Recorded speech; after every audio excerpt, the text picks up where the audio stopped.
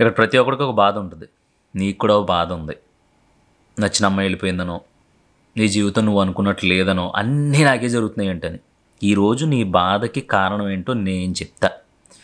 నువ్వు మా పక్కింట్లో ఉన్నావా, ఎదురింట్లో ఉన్నావా, నా ఫ్రెండ్వా, నా క్లాస్మేటో, లేదంటే మా చుట్టానివా, బంధువువా అనే సొల్లు కబుర్లు కాదు. నేను చెప్తా. ఒకవేళ నేను నీ బాధకి కారణం చెప్పలేకపోతే, ఒకవేళ నేను ఎక్కడైనా డ్రామాలు ఆడుతున్నానని నీకు అనిపించినా, ఏదో ఫాల్తూ మాటలు చెప్తున్నాను అనిపించినా, ఆ వీడియో అక్కడితో ఆపేసి అన్సబ్స్క్రైబ్ కొట్టేసి నన్ను బ్లాక్ చేసి పడదొబ్బు. అర్థమైందా? ఇప్పుడు ఒక వేడి గిన్నెని సలసల మరుగుతుంది, డైరెక్ట్గా వెళ్ళి పట్టేసుకుంటావా? పట్టుకో కదా. ఎందుకంటే దాన్ని పట్టుకుంటే అది కాలుతుంది కాబట్టి నువ్వు పట్టుకోవు, మీ ఇంట్లో ఎవరన్నా పట్టుకుంటున్నా ఆపుతావు. ఏ చిన్నపిల్లలైనా దాని దగ్గరికి వెళ్ళిపోతారేమో అని తీసి ఒక క్లాతో లేదంటే పట్టకరతోనో తీసి దూరంగా పెట్టేస్తావు. లేదంటే దాని మీద దాంట్లో ఉండే వేడివేడి పక్కన ఉంపేసి దాన్ని చల్లారేలా చేస్తావు. క్లారిటీ వచ్చింది కదా ఈ పాయింట్? కానీ నీ జీవితంలో ఏ విషయం గురించి అయితే తలుచుకుంటావో, ఏ విషయం గురించి అయితే నువ్వు ఆలోచిస్తే బాధ వస్తుందో, ఆ విషయం నీకు తెలిసినా సరే మళ్ళీ మళ్ళీ దాని గురించి ఆలోచిస్తావు, దాని గురించే బాధపడతావు. అక్కడ వేడిగిని పట్టుకుంటే కాలుతుందని నీకు తెలుసు, అందుకని పట్టుకోవు, చాలా దూరంగా ఉంటావు. నీ ఫ్యామిలీని మొత్తం అందరినీ దూరంగా పెడతావు దాని నుంచి. కానీ ఒక విషయం గురించి తలుచుకుంటే బాధ వేస్తుంది, ఏడుపు వస్తుంది అన్నప్పుడు ఎందుకు పదే పదే దాన్నే పట్టుకుంటావు? అంటే నీకు ఆల్టర్నేటివ్ సోర్సెస్ లేవా? నువ్వు చెప్తావు నీదేం పోయింది, అక్కడ అనుభవించినోడు తెలుస్తుంది, నా ప్లేస్లో నువ్వు ఉండి తెలుస్తుంది అంటున్నావు కదా. సరే, నీ ప్లేస్లోకే వస్తున్నా. ఒక అమ్మాయి వదిలేసింది, సరే ఏం జరిగిందో ఎలా జరిగిందో పక్కన పెడితే తనను వదిలి నువ్వు ఉండలేకపోతున్నావు. అదొక్కటే జీవితమా? మరి మీ అమ్మ కూడా నిన్ను వదిలి ఉండలేదు కదా. ఇదేం రొట్ట ఫిలాసఫీ కాదు. ఈ ప్రపంచంలో తల్లికి మించిన ప్రేమ ఎక్కడా ఉండదు. అది తెలుసు నీకు. అమ్మ గురించి కొటేషన్స్ చూస్తావు, నాన్న గురించి సొల్లు కబుర్లు చెప్తావు, అన్నీ చెప్తావు. కానీ చివరికి నీకు నువ్వు అనుకున్న పిల్లలే కావాలి. మళ్ళీ నువ్వే చెప్తావు అది మోసం చేసేసింది, నన్ను అసలు సర్వనాశనం చేసేసింది, ఎంత నమ్మేనన్నా దాన్ని సంఖ నాకించేసింది అని చెప్తావు. సంఖ నాకించేసింది గుర్తుంది కానీ మూతి ముడ్డి కడిగిన వాళ్ళని గుర్తుండరు. అంతే కదా, కరెక్టే కదా పాయింట్. నువ్వు నిక్కర వేసుకోవడం రానప్పటి నుంచి నీకు అన్నీ నేర్పించారు, అమ్మ బాబులు గుర్తుండరు. కానీ మధ్యలో వచ్చో 2 సంవత్సరాలు 3 సంవత్సరాలు ప్రేమించావు, ఏదో దానికి ఏదో ఉండి, దానికి ఏదో ప్రాబ్లమ్స్ ఉండి, లేదంటే అటు సైడ్ నుంచి ఏముందో తెలియక నీకు చెప్పకుండా టక్కమని వెళ్ళిపోయింది, దాని గురించి ఏడుస్తావు. ఆ దాకా కాలుతుంది బాసు, వెళ్ళిపోయిన గిన్నె అది, దాన్ని పట్టుకుంటే కాలుతుంది కాబట్టి దాన్ని పట్టుకోకు. ఒక గుడ్డతో ఇలా పట్టుకుని ఇసిరే పక్కకి, అర్థమవుతుందా? ఒక చెంబుడు నీళ్లు దాని మీద కొట్టే, చల్లారిపోద్ది. నీకేం తెలుసు ప్రేమ గురించి? ఏదో నీకు చాలా ఉంది, నువ్వేదో చెప్తున్నావు అని అనుకుంటున్నావు కదా. సరే, నువ్వు బాధలో ఉన్నావు, దాని నుంచి బయటికి రావడానికి ఎన్నిసార్లు ప్రయత్నించో. తాగడం కాదు, ఈ తాగుడు అనే దాని గురించి కూడా నేను మాట్లాడతా తర్వాత, కంగారు పడకు. చాలాసార్లు మర్చిపోలేక రాత్రి అంతా కూర్చొని తాగినా సరే మైండ్లోంచి పోవట్లేదు అంటావా? అది నీ అసమర్థత కాదు. నీకు అక్కడ తాగటం ఎంజాయ్మెంట్, ఆ తాగే ఎంజాయ్మెంట్ కోసం ఈ పిల్లని ఆ బాధని అడ్డు పెట్టుకుంటున్నావు. తాగకుండా మర్చిపోలేవా?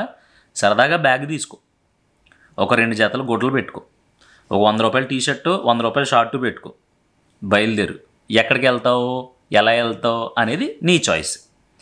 వెళ్ళి కొంచెం దూరంగా ఒక 2 రోజులు హ్యాపీగా తిరుగుతూ ఉండు. అక్కడ కూడా అదే గుర్తొస్తుంది అనుకో, ఇంకో ప్లేస్కి తిరుగు.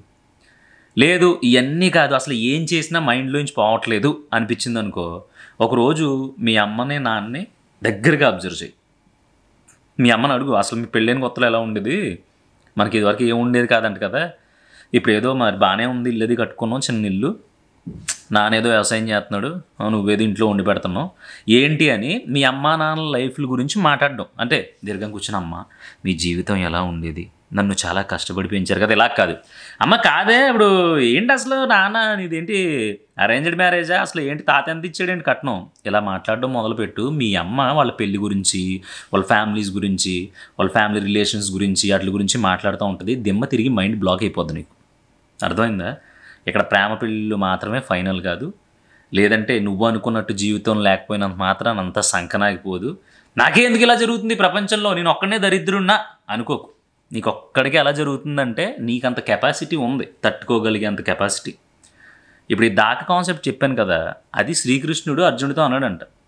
అర్జునుడు అడిగాడంట, కృష్ణ అసలు బాధలకు కారణం ఏంటి, బాధపడడానికి కారణం ఏంటి అంటే శ్రీకృష్ణుడు అప్పుడు చెప్పాడంట, ఒక గిన్నె కాలుతుంది అని తెలిసినప్పుడు మనం దాన్ని పట్టుకోము, కానీ ఒక విషయం గురించి ఆలోచించినప్పుడు అది మనల్ని బాధిస్తుంది అని తెలిసినా కూడా పదే పదే పదే పదే దాన్నే ఆలోచిస్తూ ఉంటాం, దాన్నే తలుచుకుంటాం. అదే మనిషి బాధకు కారణం అని చెప్పాడంట. సో ఇప్పుడు ఏది తలుచుకుంటే నీకు బాధ వేస్తుందో, ఏది గుర్తు చేసుకుంటే నీకు ఏడుపు వస్తుందో, నువ్వు అదే పదే పదే గుర్తు చేసుకుంటున్నావు. అది నీ తప్పు. దాని తర్వాత ఆప్షను, నీకు ఇష్టమైన దాని తర్వాత ఆప్షను ఏదో ఒకటి ఉంటుంది. ఆడుకోవటం, సినిమా చూడడం, బయట తిరగడం, ఫ్రెండ్స్తో చిట్ చాట్ చేయడం, లేదంటే సరదాగా వేరే ఊరు వెళ్ళడం. రకరకాలు ఉంటాయి బాసు. డబ్బు సంపాదించు ఫస్ట్. ఒక్కసారి నువ్వు సంపాదనలోకి దిగావంటే నువ్వు వదిలేసావు కదా, దాని జేజం కూడా వస్తుంది. ఏమో తర్వాత అది కూడా రావచ్చేమో, ఏ సిచ్యువేషన్లో ఉన్నా. అట్లీస్ట్ వచ్చేస్తుందని, నీకు కూడా వచ్చేస్తుందని కాదు, రియలైజేషన్ ఉంటుంది చూసావా, అది నువ్వు తాగే 10 బీర్ల కంటే కిక్కిస్తుంది. అందుకని నేను ఏం చెప్తున్నానంటే, ఒక విషయం మనల్ని బాధ పెడుతుంది అన్నప్పుడు దాని గురించి ఎంత తక్కువ ఆలోచించగలిగితే అంత మంచిది. అసలు ఆలోచించి తక్కువ ఆలోచించమంటావు ఏంటి? అదే ఆలోచనలో ఉందంటే పోవట్లేదు మైండ్లోంచి. నేను సిన్సియర్గా ప్రేమించా, లేదంటే నేను సిన్సియర్గా నా లైఫ్ గురించి కష్టపడ్డా, నేను సిన్సియర్గా ఉంటున్నా, అన్నీ చాలా స్ట్రాంగ్గా ప్లాన్ చేసుకుంటున్నాం, కానీ నాకే దరిద్రాలు జరుగుతున్నాయి, నన్నే వదిలేస్తున్నారు, అందరూ నన్నే దూరం పెడుతున్నారంటే అవును, నువ్వే చెప్పావు కదా, నువ్వు కష్టపడుతున్నావు, నువ్వు ఫ్రాంక్గా ఉంటున్నావు, నువ్వు స్ట్రాంగ్గా ఉన్నావు. జనానికి అది నచ్చదు. ఎవడైతే స్ట్రాంగెస్ట్ పర్సన్ ఉంటాడో, ఎవడైతే కరెక్ట్గా ఉంటాడో ఆడిని 100% దూరం పెడతారు. ఎందుకంటే వీళ్ళందరూ చెత్తగాళ్ళు కాబట్టి. ఇప్పుడు డస్ట్బిన్లో ఒక పెద్ద డస్ట్బిన్ ఉంది, అబ్బా అంతా చెత్త ఉంది, దాంట్లో ఏదైనా మంచిది ఒక బొమ్మ ఉంది, ఒక మంచి బొమ్మ ఉంది. ఎవడో బుడ్డోడు అలా ఆడుకుంటూ వెళ్తాడు. ఆ పిల్లోడు ఆ బొమ్మ తీసుకుని ఇంటికి తీసుకెళ్తాడు. అదే ఒక నాలాంటి ఏజ్ వచ్చినోడు ఆ బొమ్మను చూస్తే తీసుకుంటాడా? తీసుకోడు. ఎందుకంటే మన ఏజ్ వచ్చేసిన తర్వాత కల్మషాలు, కుళ్ళు, కుతంత్రాలు మొదలైపోతాయి. ఆ చిన్న పిల్లోడు ఆ డస్ట్బిన్లో బొమ్మ ఎందుకు తీసుకుంటాడో తెలుసా? అదంతా చెత్త, ఇది చాలా బ్యూటిఫుల్గా ఉంది బొమ్మ, ఈ బొమ్మ అయ్యో నాకు కావాలి అని చెప్పి ఆ బొమ్మను మాత్రమే చూస్తాడు. ఆ చుట్టూ ఉన్న చెత్త ఆడి దృష్టిలో పడదు, అక్కడ బొమ్మ బ్యూటిఫుల్. అలాంటి బొమ్మ నువ్వు. ఆడు చిన్నపిల్లోడు కాబట్టి, కల్మషం లేదు కాబట్టి ఆడు తీసుకెళ్ళి ఆడుకుంటున్నాడు. మన ఏజ్ వచ్చిన తర్వాత నీ అమ్మ చెత్తలో ద్రవ్వ, చెత్తలో ఉన్న మనం తీసుకోకూడదు, తక్కువైపోతాం, చులకనైపోతాం, ఎవడన్నా చూస్తే బాగోదు అని ఆ బొమ్మ బాగున్నా కూడా మన ఏజు లేదంటే పెద్దోళ్ళు దాన్ని ముట్టుకోవడానికి ట్రై చేయరు. అక్కడ బొమ్మ ఆ చిన్నపిల్లోడి దృష్టిలోని గ్రేటే, ఏ వయసు వచ్చిన మన దృష్టిలోని గ్రేటే. కానీ ఇక్కడ ఏంటంటే నామోషి.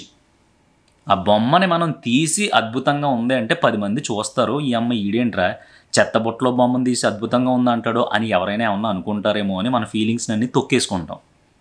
అలాగా నువ్వు కరెక్ట్గా ఉంటావు, నువ్వు చాలా బాగా పనిచేస్తావు, నువ్వు అన్నిట్లోని తోపు, అయినా సరే నిన్నెవడో వచ్చి పొగడ్డో, నిన్నెవడో వచ్చి ఉరే అసలు కుర్రోడు అంటే తీరవు అని ఎవడో అండవు.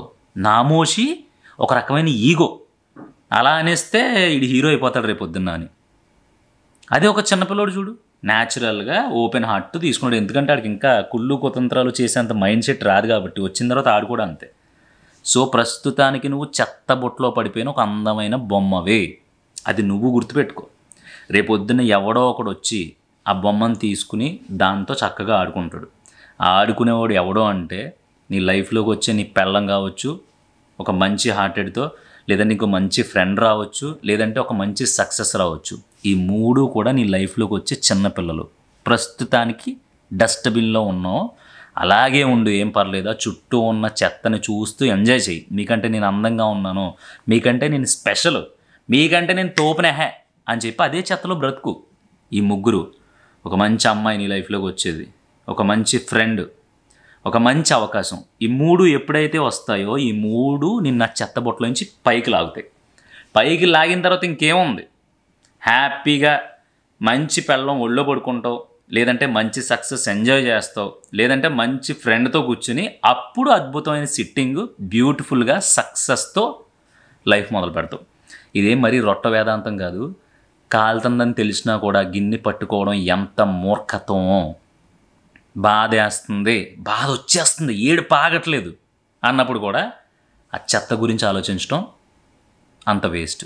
అందుకని ఇప్పుడు ప్రస్తుతానికి చెత్తబుట్టలో ఉన్నావు కాబట్టి మనం అన్నీ మూసుకుని సైలెంట్గా ఏం జరుగుతుందో చూడాలి. మన కోసం ఏదో ఒకటి వస్తుంది, ఒక బ్యూటిఫుల్ హ్యాండ్, అదేదైనా కావచ్చు. ఆ హ్యాండ్ వచ్చేలోపు నువ్వు పొట్ట వేసుకుని బట్ట వేసుకుని గడ్డం వేసుకుని ఆ కళ్ళు లోపలికి వెళ్ళిపోయి అలా ఉంటే వచ్చిన హ్యాండ్ కూడా వెనక్కి వెళ్ళిపోద్ది. బ్యూటిఫుల్గా ఉండు, నిన్ను నువ్వు అందంగా చూసుకో బాసు. బట్టలు ఇప్పేసి అద్దం ముందు నిలబడితే దాని అమ్మ ఇంత సెక్సీగా ఉన్నావేంట్రా అనిపించాలి. అర్థమవుతుందా?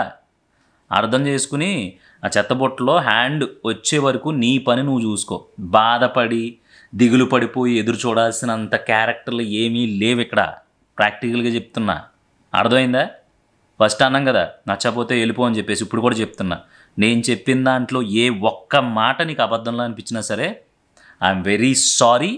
ఇంకెప్పుడు కూడా మనం మాట్లాడుకోవద్దు నువ్వు నేను. ఉంటాను మరి.